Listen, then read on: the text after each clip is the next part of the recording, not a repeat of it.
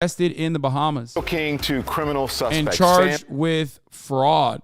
He was also supposed to testify before Congress. Bankman-Fried's stunning fall has just gotten worse for him. This morning, federal authorities in New York are expected to unseal the indictment that led to his arrest Monday in the Bahamas. The 30-year-old founder of the failed FTX crypto exchange is set to appear in a Bahamian court today. He was supposed to testify before Congress today to explain his company's sudden implosion. Remember, the once billionaire lost his entire fortune in just a matter of days. We're going to get straight now to CNN's Christine Roman. She's here with more.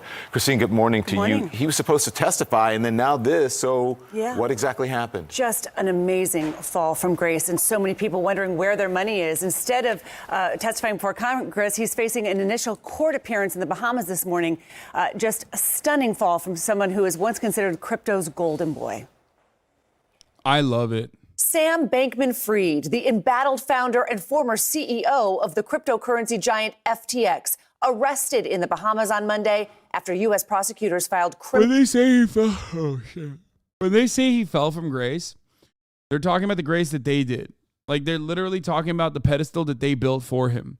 It's mainstream media that made this man into the, famous person that he actually is. Like, that's the fucking hilarious point here. His lawyers are gearing up for it's not a conspiracy, it's just neurodivergent defense. I love that. Criminal charges against him. U.S. Attorney Damian Williams confirming the arrest was based on a sealed indictment filed by the Southern District of New York. A person familiar with the matter tells the New York Times the charges against the 30-year-old former billionaire include wire fraud conspiracy, securities fraud conspiracy, and money laundering. And the SEC is... Dude, come on. That shit's so good. Libs of TikTok face has been revealed. We know what Libs of TikTok looks like, I thought. Daft doesn't watch me. Yeah, that's not surprising. I'm not shocked by this. Interesting timing on the FBI and Justice Department. Maybe they didn't want him to testify. What? No, man. What the fuck? Brother, the entire point of a congressional testimony is so that the Congress can fucking tell the DOJ to inevitably arrest him and charge him. They skipped the step to what? Stop him from fucking doing the other stuff? Like, I heard this before. I heard this from a bunch of people saying, like, conservatives are saying that, like, oh, he's in the pocket of the FBI or whatever, or the SDNY. It's like, no.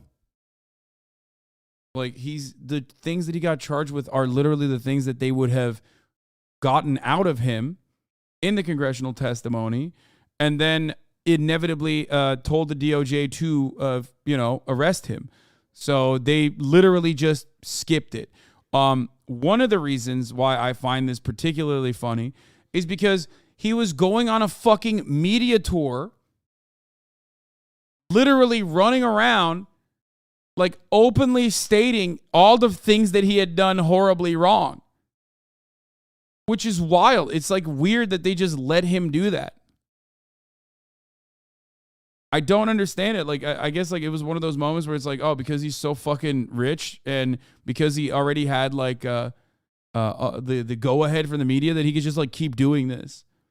It's like if you were a fucking serial murderer, everybody knew you were a serial murderer, and, like, all of the fucking deaths were uncovered, and then you just went on a tour talking about how you were doing the murders.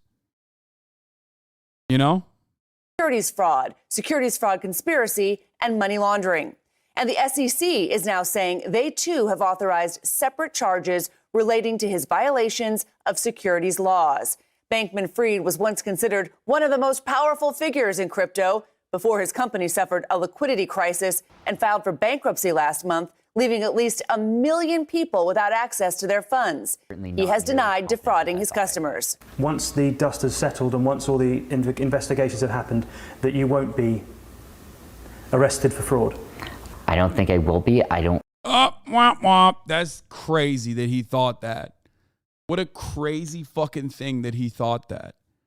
It is insane, bro. You had like $16 billion and now it's zero. And all of that was from the fucking crypto that you stole from people.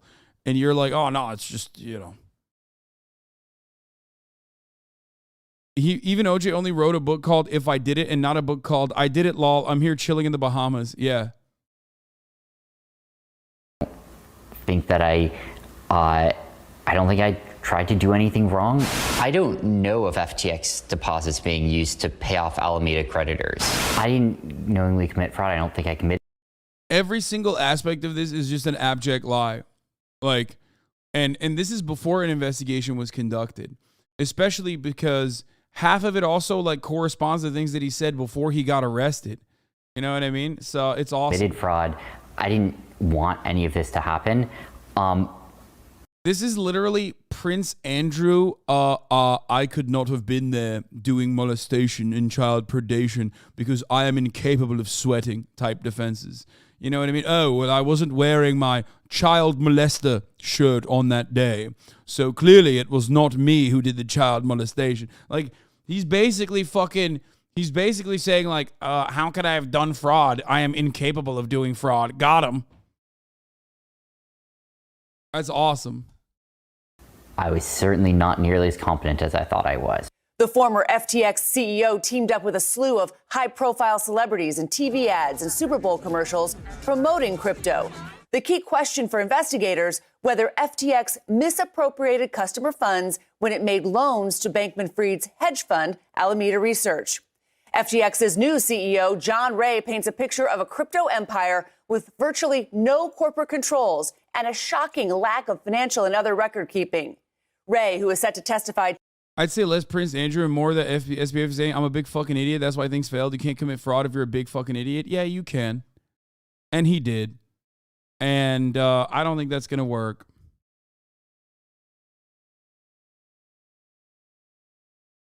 Today, before the House Financial Services Committee, wrote in a prepared statement, the collapse of FTX is due to power left in the hands of a very small group of grossly inexperienced and unsophisticated individuals. Yeah, like, how do you mess up crypto scamming? Little bro, got to learn from streamers to do it right is the best fucking line here. It's like, bro, FaZe Clan did a better job. Like, can you imagine getting outclassed by trick shotters? Like, that's insane. That he went way, way beyond the scope of reason. FaZe Clan did that, and then they did a fucking SPAC, and they're fine. You know what I mean? They still got like a Warner Brothers contract. You know, they're doing great. This motherfucker had positive coverage from every media outlet, and he fucking scammed so goddamn hard that he's going to jail. It's crazy. There was no person who was chiefly in charge of positional risk of customers on FTX, and that feels pretty embarrassing in retrospect. Virtually no regulation, absolutely no risk management, and just the beginning of legal hurdles for Bankman-Fried. A representative for him, for his legal team, did not immediately respond to CNN's request for comment, but it raises all kinds of... Yeah, he did. Also, the other thing is he did straw donations, right? So part of his indictment is also campaign finance violations. And if you've been in this community for long enough, you've heard me say this. You are the dumbest motherfucker in America if you get caught doing campaign finance violations. This is a country that allows you to literally spend unlimited amounts of funds on any political campaign you want to by way of dark money super PACs. If you are fucking that up, you are literally the dumbest person on the planet. I'm looking right at you, Dinesh D'Souza. Holy fuck, dude. Can you imagine? Like, you just couldn't use the proper channels that have been codified for you. It's like, I don't know even what to compare it to. It's like going to jail for fucking not sheltering your assets. Like, in the United States of America, the entire system, especially if you're over a certain level of wealth, is designed so that you can just, avoid paying taxes. Okay? Like, they're tax haven states, Delaware being one of them. Yeah, and you still fucked the bag up. It's just like, you're lazy, you're stupid. I don't know what to tell you. Like, the entire system It's like getting arrested for shoplifting a candy bar when the entire chocolate factory is free for the taking. Yeah, pretty much. You think they should regulate crypto? Fuck yeah, they should. What do you mean? Of questions about where the money went for these investors. And remember, this was a platform that was marketed as a really easy entry-level way to get into crypto. So regular people, like all the Main Street investors, could get into crypto. No one knows where that money is. I'm so fascinated by the fact that he's done all these interviews recently, and despite his lawyers telling him to basically be quiet. I wonder how that's going to play into all of this. I mean, there's all of this sound of him explaining what he did and didn't do. That will definitely play into this. I mean, any lawyer would tell you, shut up, sit down, and we have to investigate what happened here with this company. But he is, even this weekend, he was talking to the BBC. Yeah. Let's discuss now. Kara Swisher, she's the host of the podcast. The only person I can compare it to is Bernie Madoff. Yeah, except Bernie Madoff was working within a system that, like, still has like some level of security. Bernie Madoff was also writing the rules, ironically, while also simultaneously breaking them. Crypto is basically openly designed for fraud. That's why FaZe Clan can do it. You know what I mean? Like you could be the dumbest motherfucker on the planet and you can still successfully commit fraud and do a rug pull on crypto. It's an unregulated security. You know what I mean? It's literally just a speculative asset designed so you can do, like, originally designed so you can fucking buy drugs and weapons potentially in the black market, that turned into basically a safe haven for people to scam other fucking people who are just broker than they are. It's just straight up created for that level of fraud. You don't know anything about crypto? Yeah, and here I am, not fucking scammed. Here you are, a dumbass, still trying to fucking advocate for crypto, okay? So weird. So weird that, like, these things keep happening in the fucking crypto space. So weird. Not recognizing that if you're an anonymous Twitch user in my chat being like, nah, man, I'm ride or die. I'm an evangelist. I'm a maximalist, actually. Fuck you. You're so fucking stupid. You don't understand. Like, it's still working off of your father's probably hard-earned dollars. You know what I mean? Like, you are the fucking dupe. You are the guy that they are stealing the money from. Podcast on Kara Swisher. Yeah, it's just a completely unregulated security. I hate that, like, people make it seem like it's anything but that. And there is no, like, tangible asset associated with it either. It's just pure speculative asset. It is just pure speculative asset. It's just gambling. Actually, no, fuck that. In gambling, you can make money. It's just lighting your money on fire. Okay? Thank you. We appreciate you joining us this morning. Here's a question. No problem. We weren't sure that there would be charges because it's not regulated. You know, there was this whole back and forth. Were you surprised by this? And it was just before he was supposed to testify in front of Congress, Kara. No, I've been saying he's going to jail quite a bit. I mean, fraud is fraud. And, you can dress it up with crypto and you can dress it up with all kinds of saying I didn't know what was happening, but it's fraud. And so I think it's a pretty straightforward case for the government as long as they have the proof that he was knowledgeable about what he was doing and that he moved the money. He can't just say he didn't know especially since he owned everything and was running everything and had this whole group of people in the Bahamas doing such. I assume they have testimony from others there, but they wouldn't do this without some cause that he knew what he was doing. Hey, Kara, good morning. I think it's your birthday soon, or it was, so happy belated. Yeah, thank you. But let me ask you.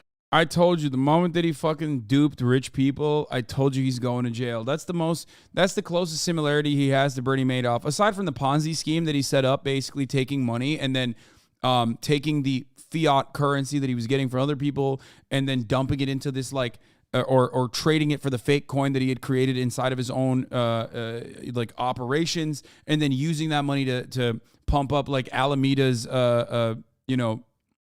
currency speculation. Which was his girlfriend and his polycules company. The other part of this that was, like, very similar to Bernie Madoff was that he fucked over rich people. When you fuck over rich people, you go to jail. That's it. You steal from the poor, you'll become rich. You steal from the rich, you go to jail. There is no other way around this. You about this. You say it so well and so clearly. Fraud is fraud, no matter if it's dressed up with crypto. But Gary Gensler, the chair of the SEC, says, and this is a quote this morning, that Bankman-Fried, quote, built a house of cards and a foundation of deception.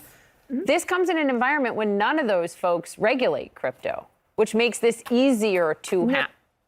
Go ahead. I was going to ask does this lead to some actual meaningful change in terms of regulating this stuff? Yeah, I love the speedrunning by crypto bros in the last 500 years of scams and financial failures for them to learn why we have financial regulations. Yeah, but okay, there's two types of crypto people, okay? And you're not the first type. I'm just going to fucking start by saying this. There's the one guy who knows it's a scam and is in on the scam from day one. He's in the fucking ground floor, okay? You're not that guy.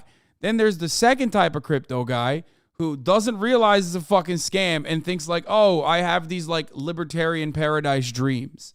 I think Sam Bankman-Fried and others like him are the first type. They know that it's a scam. They just want to fucking make money off of it for as long as they possibly can. Okay? That's it. And the reality is, you're not one of those people. If you're in here, you're not one of those people, okay? You're not like the Winklevoss twins or whatever the fuck. You're not Elon Musk. You're not any of these motherfuckers who who can do currency manipulation if they want to, you know? In the crypto world, of course. You're not. Women can get scammed too? Wait, what?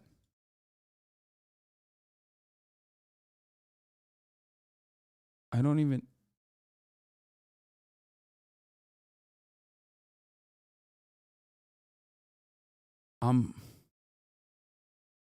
Okay. Stuff.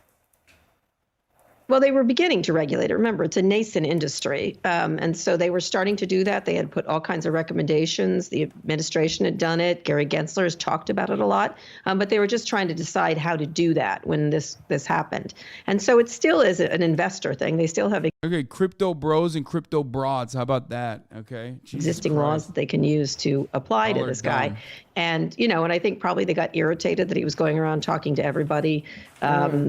And his mother about this situation. And so I think they probably were like, enough is enough. Let's put him in jail. It's not unsimilar to Bernie Madoff or many of the others who have been convicted of similar crimes. Well, Kara, that's what stuck out to me was just in recent days, he was saying, I don't think I'm going to get arrested. I don't think I'm going to be detained if I came to the United States, because he's supposed to be testifying before a congressional hearing today, but he was set to do so over Zoom. And so I kind of wonder how much damage all the media interviews, all of them that he's been doing, could be in a factor on top of what the allegations are that he's facing. Mm-hmm.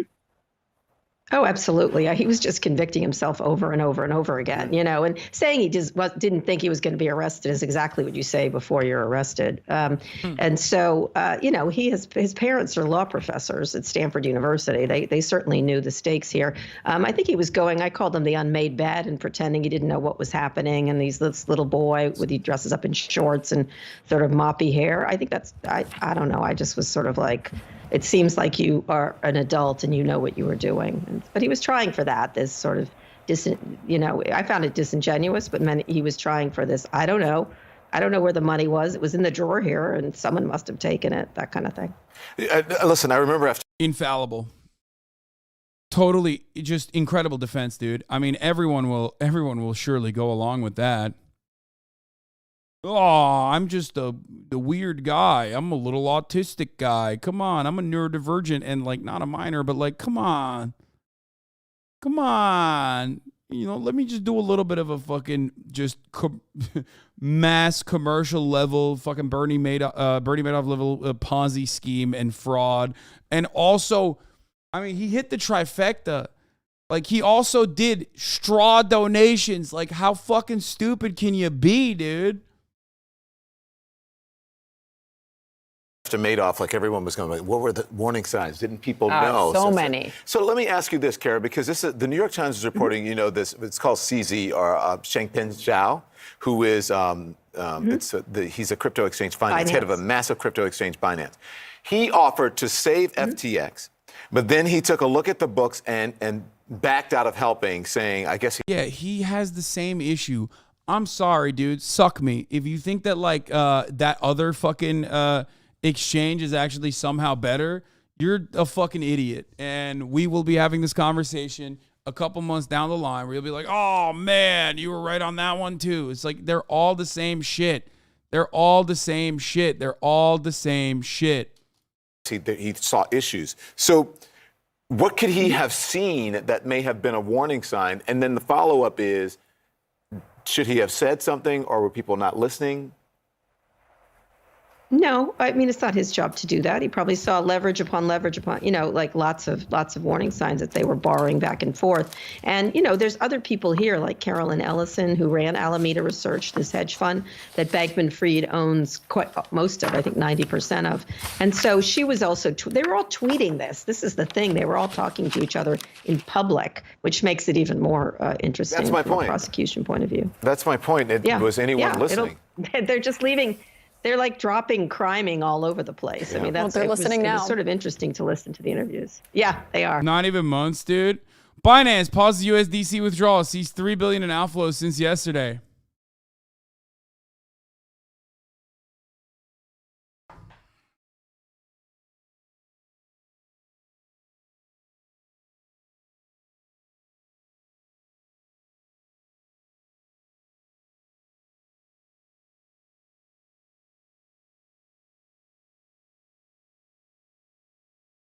Ay, dude. Yeah, if I was CZ doing the exact same thing that my supposed home